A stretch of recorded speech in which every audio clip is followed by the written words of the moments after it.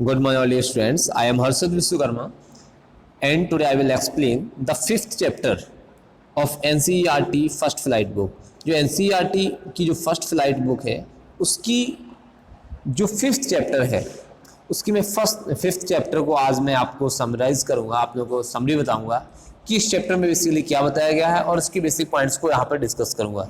तो chapter start करने से पहले मैं चाहता हूँ इसके ऑथर के बारे में आपको थोड़ा सा बता दूँ। इसके जो ऑथर हैं वो एल विशोर एस्टर। कौन है? मिस्टर एल विशोर एस्टर जी इसके ऑथर हैं और इनका जो जन्म हुआ था 9 मई 1906 को हुआ था। और ये एक चिल्ड्रन पोइट है। कैसे? ये एक चिल्ड्रन पोइट है और ये ज़्यादातर जो भी राइटिंग करती हैं वो हमेशा किसके ऊपर बेस्ड करती हैं? चिल्ड्रन।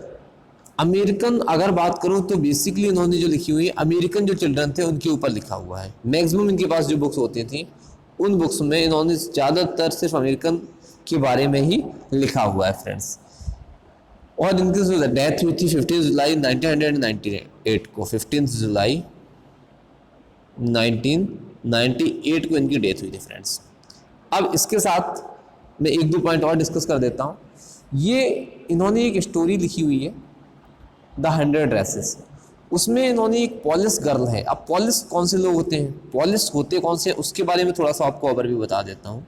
जो पॉलिस लोग थे वो कौन थे, इस चीज़ को समझिए आप लोग। जो पॉलिस लोग थे, सबसे पहले अगर मैं बात करूँ जो फर्स्ट अमेरिकन पॉलिस पर्सन था वो 1608 में अमेरिका में आया था। कहाँ पर आया था? अमेरिका में आया हुआ था। और वहाँ पर 20th जो सेंचुरी थी वहाँ की स्टार्टिंग में वहाँ पर वो रहने लगे थे। और जब जो यूनाइटेड स्टेट्स था वहाँ तक अप्रॉक्स 1 मिलियन से ज़्यादा पोल लोग वहाँ पर रहने लगे। तो उसके बाद आज उस समय जो पॉलिस जो स्टेट था वो अस्तित्व में नहीं था। बट अगर आज की बात करें उन्हें उनका मूल देश माना जाता है और उनकी जो पहचान रसियन पॉल है, जैसे कि जर्मन पॉल लोग होते हैं या फिर ऑस्ट्रेलियन पॉल के रूप में हो गई थी। अब इस टाइप से उन्हीं की फैमिली में जो पोल पर्सन थे उनमें से एक छोटी सी बच्ची थी बेंडा पेट्रोंस्की। कौन थी? बेंडा पेट्रोंस्की। तो आज हम जो एक्सप्लेन करेंगे बेंडा पेट्रोंस्की के बारे में एक्सप्लेन करेंगे। तो स्टार्ट करते हैं एक्सप्लेनेशन। बेंडा पेट्रोंस्की क्या कौन थी और इसने क्या क्या अपनी लाइफ में चीज़ों को सफ़र किया। देखिए बेंडा पेट्रोंस्की थी एक पुअर गर्ल थी। कैसी थी? एक पुअर गर्ल थी, छोटी सी बच्ची थी और ये बॉगिंस हाइट में रहती थी। कहाँ पर रहती थी? बॉगिंस हाइट्स में रहती थी। और इसने एक अमेरिकन स्कूल को ज्वाइन कर लिया था। और अगर बात करें उसकी जो दूसरी गर्ल्स थी उनसे वो बिल्कुल अलग रहती थी। और उसकी वजह ये भी था कि बहुत सारे तरीके भी थे जिस वजह से वो अलग रहती थी। उसका एक मेजर वजह ये भी थी कि उसका जो नेम था बेंडा पेट्रोंस्की सबसे अलग था। लेकिन वो शांत थी और उसके कोई भी फ्रेंड नहीं थे। जनरली वो क्या करती, जब स्कूल जाती थी तो उसके पास एक नॉर्मल ड्रेस थी, सिंपल थोड़ी सी पीली ड्रेस उसके पास थी, ब्लू ड्रेस होती थी और वो जनरली वही पहन के जाया करती थी। बेंडा जो थी, अब स्कूल की बात करें, बेंडा की जो स्कूल में जो सीट थी लास्ट में कॉर्नर में सीट थी। एक सीट क्लास रूम में होती है ना, जैसे कोई भी जहाँ पर शरारती लोग बैठे होते हैं या फिर बेकार लोग बैठे होते हैं या फिर जिनके कम मार्क्स आते हैं, वहाँ पर उसकी सीट वहाँ पर फिक्स थी। और वहाँ पर बहुत ज़्यादा गंदगी भी रहती थी, कीचड़, जैसे कि आप लोगों ने देखा होगा कोई बाहर से आता है तो चप्पल में या फिर शूज़ में स्लीपर्स में डस्ट लगी होती है। तो वहाँ पर जो लोग होते थे उस टाइप के लोग वहाँ पर बैठे रहते थे और वहाँ पे स्कफलिंग की आवाज़ करते थे। कैसे? जैसे आप लोग देखा होगा, छोटे बच्चे हो जो होते हैं पीछे बैठ जाते हैं और पैर को खिसकाते रहते हैं, उसे स्कफलिंग कहते हैं। क्या कहते हैं फ्रेंड्स?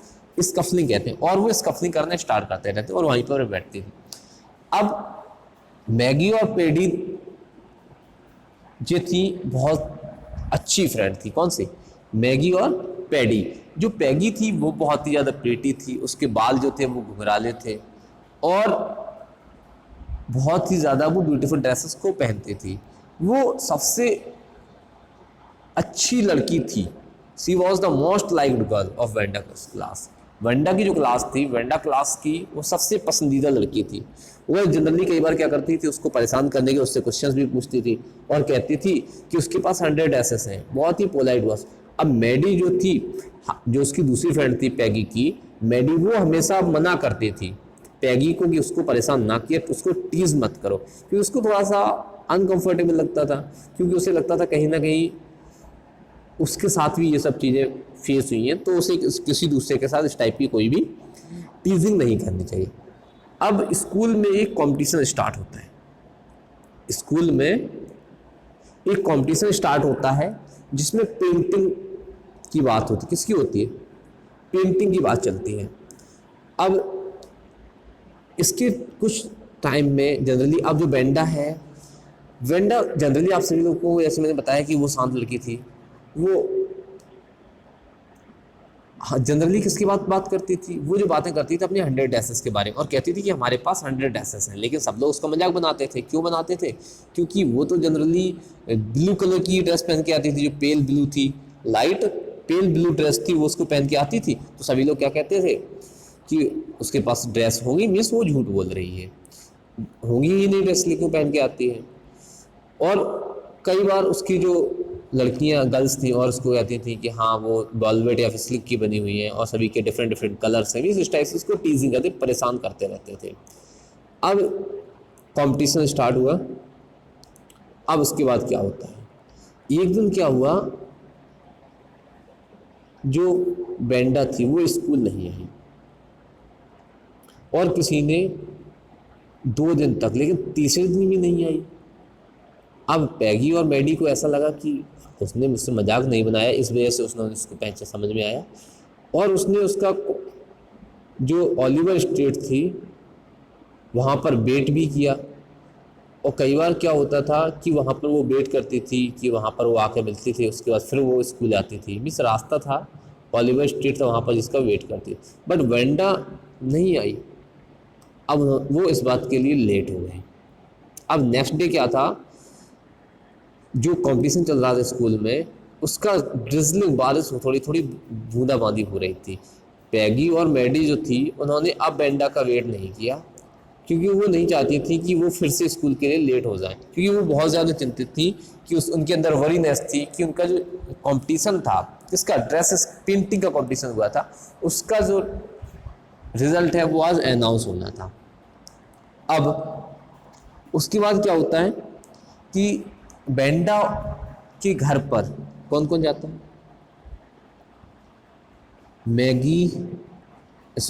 मैडी और पैगी, वो दोनों लोग बेंडा के घर पर जाते हैं। अब ये बात आती है स्कूल की, तो वो उस दिन रिजल्ट अनाउंस होना था।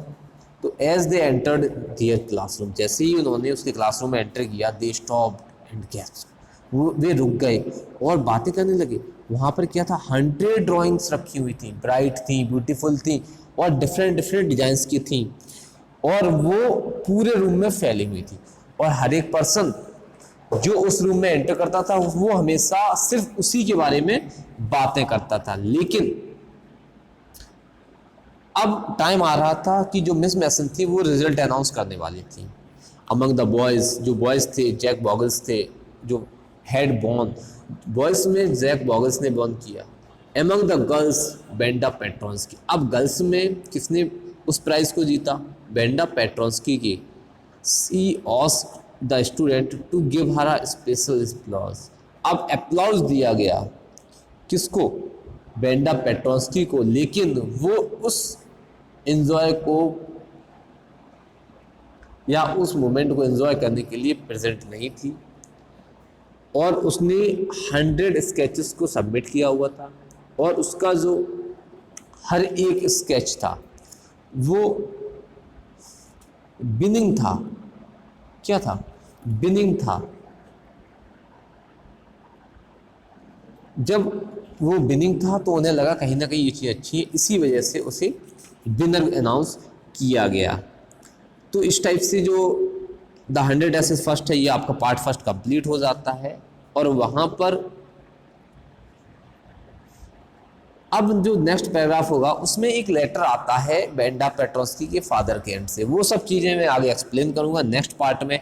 तो स्टूडेंट, इसके बाद क्या होता है, ये जो प्राइज़ है उसको मिला, उसको पता चल पाता है नहीं चल पाता है? इसके लिए आप लोगों से एक रिक्वेस्ट है कि जिन लोगों ने अभी तक चैनल सब्सक्राइब नहीं किया, चैनल सब्सक्राइब कर लीजिए, और जो सब्सक्राइब करने के बाद साइड में बेल आइकन आएगा, उस पर आप क्लिक कर लीजिए, जिससे कि नेक्स्ट वीडियो में जैसे ही अपलोड करूँ उसका नोटिफिकेशन आपके पास तुरंत आ जाए।